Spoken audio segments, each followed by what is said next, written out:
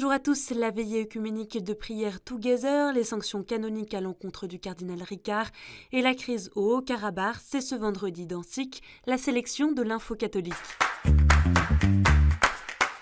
Together, ensemble en français, c'est le nom de la veillée œcuménique qui aura lieu ce samedi à Rome, en présence du pape François et de hauts responsables chrétiens du monde entier, parmi lesquels le patriarche œcuménique orthodoxe Bartholomé ou le primat de la communion anglicane, Monseigneur Justin Welby.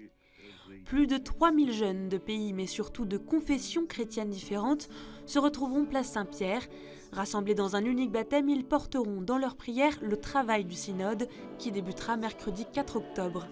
Cette veillée œcuménique est une première dans l'histoire de l'Église catholique. Elle répond à l'appel du pape François pour qui le chemin de l'unité des chrétiens et le chemin de la conversion synodale de l'Église sont liés. On écoute Frère Aloïs, prieur de la communauté de Thésée, à l'origine de ce projet.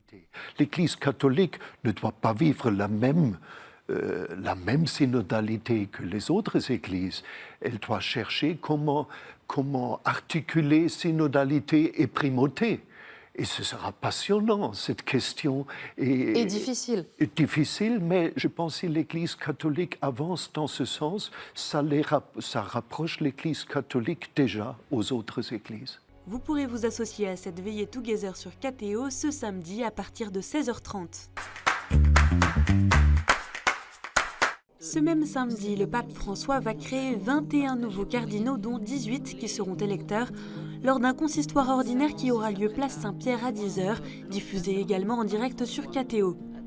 Parmi eux, 2 Français recevront la barrette cardinalice, Monseigneur Christophe Pierre, nonce apostolique aux États-Unis, et Monseigneur François Bustillo, évêque d'Ajaccio.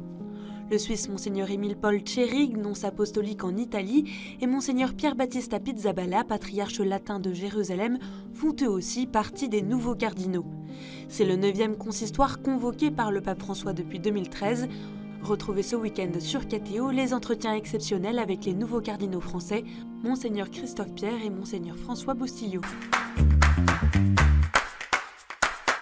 Le cardinal Jean-Pierre Ricard, archevêque émérite de Bordeaux, a été condamné par le dicaster pour la doctrine de la foi à une interdiction de tout ministère public sauf dans son diocèse de résidence.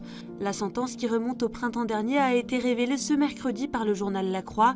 Président de la Conférence des évêques de France de 2001 à 2004, Monseigneur Ricard avait reconnu en novembre 2022 s'être conduit de façon répréhensible avec une jeune fille de 14 ans, 35 ans plus tôt.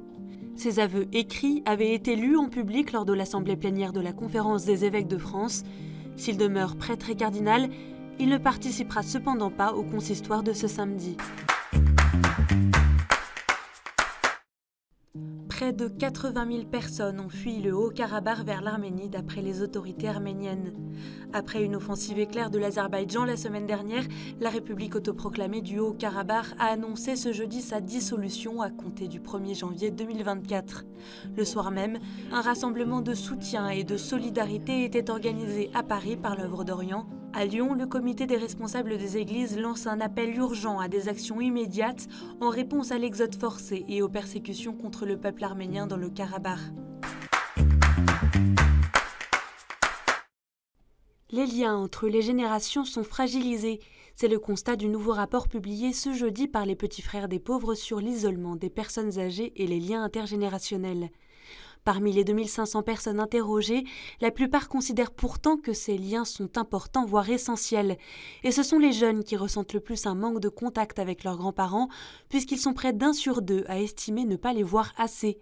Les raisons de cet éloignement sont multiples, qu'il s'agisse de l'éloignement géographique, de la précarité financière et surtout de nombreux préjugés. Les Petits Frères des Pauvres proposent 10 recommandations pour favoriser des échanges entre les générations et briser l'isolement des personnes âgées. Ils préconisent notamment le développement de lieux de convivialité ouverts à tous, de lieux de restauration collective ou encore d'habitat collectif intergénérationnel. « 726 000 naissances pour 234 000 IVG, de moins en moins de naissances et de plus en plus d'IVG, il est temps que ça change. Ont réagi les associations familiales catholiques après la publication des rapports de l'INSEE et de l'adresse sur la natalité et la fécondité en France. Les AFC alertent sur ces chiffres qui témoignent de la précarisation croissante des jeunes femmes confrontées à l'incapacité d'accueillir leur grossesse alors que l'inflation progresse. De son côté, Alliance Vita appelle à regarder en face la réalité de l'avortement qui met des vies en jeu et devient un marqueur d'inégalité sociale. Elle enjoint les pouvoirs publics à mettre en place une véritable politique de prévention.